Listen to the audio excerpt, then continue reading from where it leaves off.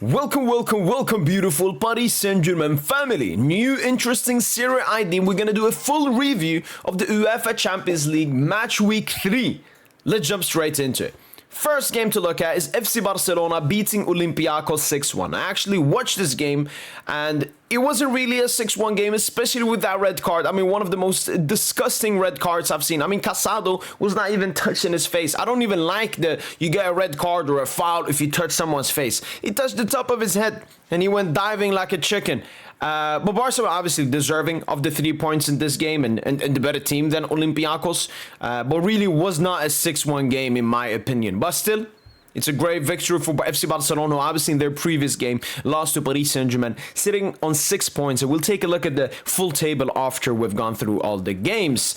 But yeah, very filthy red card because obviously Barcelona had a 2-0 lead. Olympiacos got 1 goal back in the second half and we're pushing. And then that red card came, ruined the game. Barca got a penalty straight after and Olympiacos completely lost their heads. Next up is Kairat Almaty versus Pafos. These small teams, they need to pick up points when they face off against another small team. But a draw ended between them.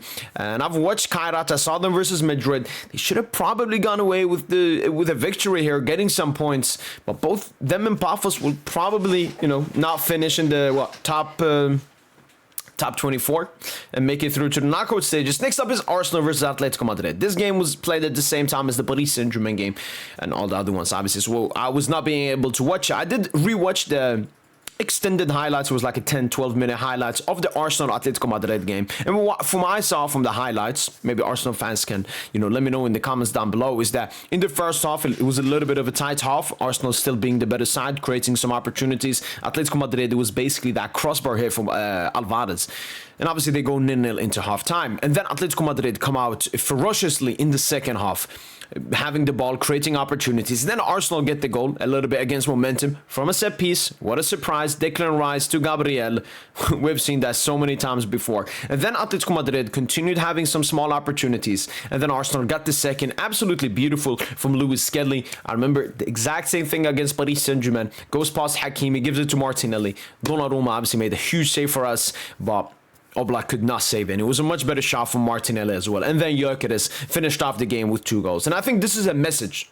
This is a message. When you beat a team, as big as Atletico Madrid, 4-0 in the UEFA Champions League, it's a message to send out to the Premier League and obviously to Europe that Arsenal are serious this season. And obviously they're sitting first in the Premier League so far this season, even though the Premier League hasn't been the toughest. They haven't looked the best in the biggest Premier League games. I watched them versus United. I felt United performed better. I didn't watch them versus City and Liverpool, but obviously they weren't that good in those games. But this is like the first big game that Arsenal have played this season where they have looked comfortably as a great side. So what I want to see, for me to even rate Arsenal even higher, I need to see this more often in big games. Sitting first in the Premier League more has to do with consistency in the small, mid-table, big games, even though they haven't been the best in the big games in the Premier League. But this is a message, kind of a result. 3 out of 3 victories for Arsenal so far in the season in the UEFA Champions League. Impressive. I was impressed. 4-0 against Atletico Madrid. I did not expect that. I actually predicted a draw between the two teams. I thought Atletico Madrid would be better, but I didn't think Arsenal would be that good. Next up is Paris Saint-Germain, and I don't have to say that much. You can watch my full review or anything. But Paris Saint-Germain just once again proving that, all the teams are here, then maybe you can put the better teams here, then maybe Bayern here, and then you got Paris Saint-Germain here. The distance between us and other teams is quite clear. Obviously, it will be even clearer after that game versus Bayern München. That's a game for us to prove ourselves, because Bayern München have been the best team so far this season, strictly in all competitions. I still think we've been better in the Champions League than Bayern München, with us facing tougher oppositions. We haven't faced Club Brugge and Pafos, even though they faced Chelsea. But that will obviously be a great game to determine, who's the better side between those two for the casuals.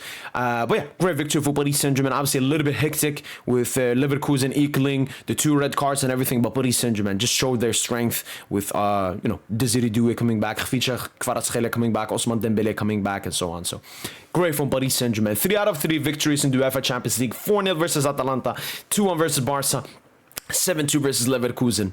We might go 8 out of 8 and score, I don't know, a historical amount of goals in this group stage. Borussia Dortmund beat Copenhagen 4-2, and I think the game was at 1-1 at maybe the 50th minute or something, and then Dortmund managed to come back. And Dortmund, they've actually been unbeaten this season, apart from their only defeat versus Bayern München this season. And they've been, honestly, superb. Dortmund this season have been one of the better teams in Europe, and I think they deserve more praise. They're a little bit underrated, obviously playing in Germany and being Dortmund, seen as an academy by many clubs. But I think they were impressive last season when they beat Lille in the Champions League and, you know, made it a little bit interesting that second leg versus FC Barcelona. So we'll see how far Dortmund can go this season. Next up is Newcastle beating Benfica comfortably 3-0 after, I believe, beating Club Brugge very convincingly, like 4-1, 5-1, 4-0 something. And beating Benfica, obviously led by Jose Mourinho. He hasn't really brought in the impact they were expecting. Benfica obviously lost embarrassingly 3-2 to Karabakh in their home stadium in the first game, sacked their manager. I think that German dude, Gain Mourinho, lost 1-0 versus Chelsea, and now 3-0 versus Newcastle. I know St. James Park is a very tough stadium to go to, but it's not looking good for Benfica, and it's not looking good for Mourinho so far. PSV Eindhoven absolutely slapped Napoli 6-2. Napoli have been quite decent so far, losing by a small margin with a red card versus City, and then I think they won their next game like 2-0, but getting slapped up by PSV 6-2 is not a great result at all. I don't know what happened in that game. I know a lot of the goals for PSV came towards the end. It was a little bit of a tight game. Napoli obviously got a red card, but yeah, I mean, Inter Milan 4-0. Another team that has gone 3 out of 3 in the UEFA Champions League so far this season. 4-0 against Union Saint-Gilloise, a team that beat PSV away, I believe, 3-1. So that's a very impressive result, probably impressive performance as well from Inter Milan in this game. Next up is Manchester City versus Villarreal. 2-0 victory away at Villarreal, which hasn't been the easiest place to go to. The Villarreal have been good in the league and have been good in the Champions League as well, getting a 2-2 draw early on in the season. No, losing barely to Spurs 2-1, I believe, and then they got a draw versus Juventus. So it's a good result from City, who are not 3 out of 3 because they drew against Monaco last match week. Let's take a look at today's games. Atletico Bilbao versus Karabakh. Karabakh special run ends a little bit earlier. They obviously won their first 2 games, which was very surprisingly. I think they beat Copenhagen and obviously Benfica in the first game. Atletico Bilbao, they had lost their first 2 games of the season, one against Arsenal. I can't remember who they lost to last match week, but they get the victory here, 3-1. First victory for Atletico Bilbao. Next up is Galatasaray beating Bodo Glimt 3-1, and Bodo Glimt, they've been very impressive so far in total European competitions for the past 4 seasons. So it's a good victory for Galatasaray, building up momentum after that victory versus Liverpool and showing themselves to be a serious side in the UEFA Champions League this season. Atalanta get a 0-0 draw versus Slavia Prague, and the Atalanta bad stuff continues. I think they beat a weak side, like only 2-1 in match week 2, so they're sitting only with 4 points. Obviously they faced Paris Saint-Germain in the first game. They were never going to win that, but yeah, it definitely is seen that Atalanta, Gasperini was there for such a long time, brought up the expectations and everything for Atalanta, but it looks like steadily, game by game, half season by season, Atalanta will go back to irrelevancy where they belong. Next up is Bayern München beating Club Brugge 4-0. I mean, extremely expected. I believe I predicted a 4-1 victory for Bayern München at home as well with their strong team. It was always going to happen. Bayern 3 out of 3. They've won 12 out of 12 games so far this season. I'm extremely happy that we're going to play Bayern now because they are in incredible form. And if we can stop a team with Bayern, like Bayern, who has been performing like they've been doing this season, it would be absolutely incredible. But going back to Bayern München, Karl Lennart, their 17-year-old youngster, started his first game and got an absolutely brilliant first goal of the game. Kane obviously got a goal as well. So, yeah, Bayern just continuing to steamroll every single team. Next up is Chelsea versus Ajax. Chelsea surprisingly beating Ajax with a very strong margin. Let me see actually when the red card happened. 15th minute. Yeah, that makes a lot of sense. So, maybe it wouldn't have been as high of a goal-scoring game from Chelsea against Ajax, but still, impressive victory for Chelsea, who have picked up 6 points in their last 2 games following their primary game, which was a defeat to Bayern. Liverpool, this is a game that I want to go a little bit more in detail to. Obviously beating Frankfurt 5-1. Frankfurt took the lead through Christensen, Ekitike, Van Dijk, Konate, right before halftime, and Gakpo and Szoboszlai do it in the second half. But the interesting thing actually is the lineup. Salah was dropped. Isak obviously was subbed out at halftime, but Arne Slot recently came out and said it was due to a groin injury.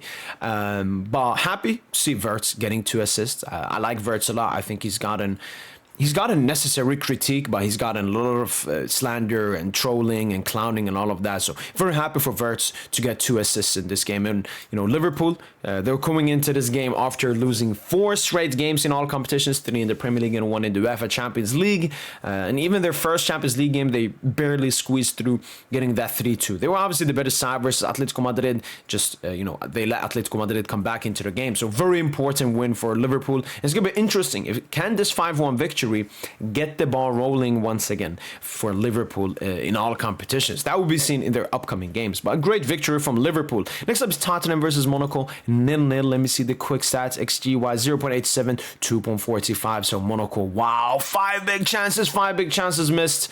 I mean, it's the history of Ligue 1. It's the history of Monaco. They're one of the biggest bottlers I've seen in the UEFA Champions League. I remember them last season versus Benfica. They should have won that game. They were much better in the game, but they're such a bottling institution. That was easy points to pick up. Obviously, they drew against City, which is a great result. Both games at home as well, getting 2 points from them. And Tottenham is a good side, to be fair to them. But looking at the stat, Monaco should have won that game. And they obviously embarrassingly lost 4-1 to Club Brugge. So, yeah, Monaco got to start picking up 3-pointers, victories to move up the ladder in the Champions League table. Next up, Real Madrid versus Juventus, and the third game that I've watched. And Madrid get the 1-0 victory. Juventus obviously parked the bus. Madrid tried a lot, didn't create too many clear-cut opening chances, but Jude Bellingham gets the important goal through amazing magical work through Vinicius Jr. down that left-hand side. And Madrid, another team that is 3 out of 3 victories in the UEFA Champions League. So impressive start from Madrid. Maybe not performance-wise, but definitely result-wise. And last but not least, Marseille.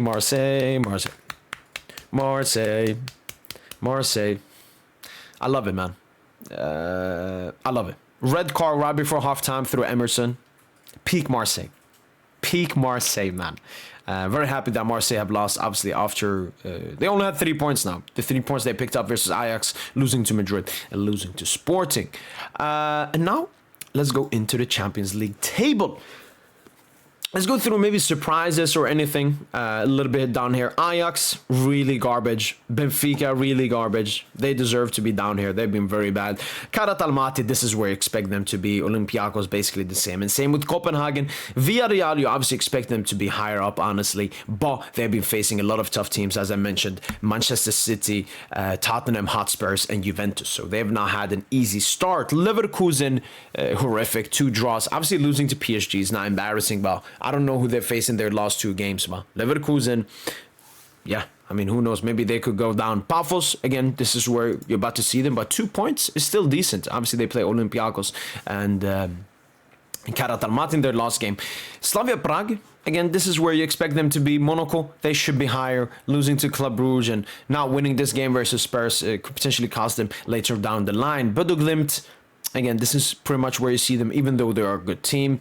Juventus, like all of these mid-table clubs, Union Saint-Gilloise, Napoli mid-table, Frankfurt, all of these teams I'm expecting to be here. Marseille, Atalanta, PSV, Tottenham, Galatasaray.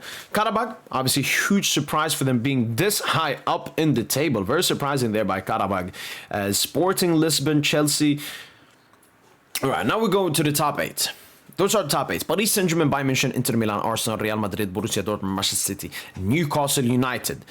And only 5 teams have gone 3 out of 3 in Madrid, Arsenal, Inter, Bayern München, and Paris Saint-Germain. And if you told me in the beginning of the season, predicted top 8, you always go for the big teams. So it's all of these, and then Barca and Liverpool should basically take Newcastle and Dortmund's spot. But obviously, Liverpool haven't been the best with them losing that Galatasaray game. And Barca obviously played Paris Saint-Germain. So they have that defeat. But no, the top table looks really good. I mean, if you look at the top 11, basically, these are the best teams in the competition. Maybe Atletico. But Atletico's such a weird team, man. Atletico have been such a weird team for such a long while. And yeah, that finishes off for match week 3 of the UEFA Champions League. Honestly, you know what? Let's take a look a little bit at the stats. Harry Kane, top scorer with 5 goals, alongside Kylian Mbappe with 5 goals, Erling Haaland 4, Rashford 4, and Anthony Gordon 4. Kane, Mbappe, Haaland, everyone has them in their fantasy. Very predictable, them being the top scorers. Rashford, surprisingly here, and Anthony Gordon as well. Very cheeky from him. Let's take a look at assists. Aubameyang sitting on 3, Ashraf Hakimi sitting on 3, Florian Wirtz sitting on 2, Julian Alvarez sitting on 2, Olise 2, and Nuno Mendes 2. All right, there are a lot of players on 2. Maybe goals and assists. Nobody has more than 5. It's Kane, Mbappe, Gordon, Rashford. You got Nuno, Haaland, Martinelli, Aubameyang, and Paik Shaw on 4. Interesting to look at. Well, we'll be looking back at the Champions League after match week 4. A lot of big games coming up. We can actually take a look at the big games coming up. Arsenal, Slavia Prague, Napoli, Frankfurt. Wait, do we play? Yeah, we play Bayern this day. No, I'm not going to do an early. I would like to watch Arsenal. I may watch it, but I won't do like the live watch along title and everything. I would just start the PSG one early and watch the Arsenal game on the side. Atletico Madrid, San Gilois, huge game for Atletico Madrid. Monaco, Bodo Glimt, tough game for Monaco. Juventus Sporting, Madrid, Liverpool at the same time, man. Madrid, Liverpool at the same time. That's unfortunate. I really wanted to watch that game. Let's see the second match day, the second day of the match day 4. Villarreal Pafos, Chelsea Karabakh, Galatasaray, Barca Club Brugge, Bayer Leverkusen Benfica, City Dortmund, cheeky game. Marseille Atalanta, Vamos Atalanta, please pick up the points. Well, that's been it from boy PSG. Hopefully guys have enjoyed this video. And as usual, allez Paris.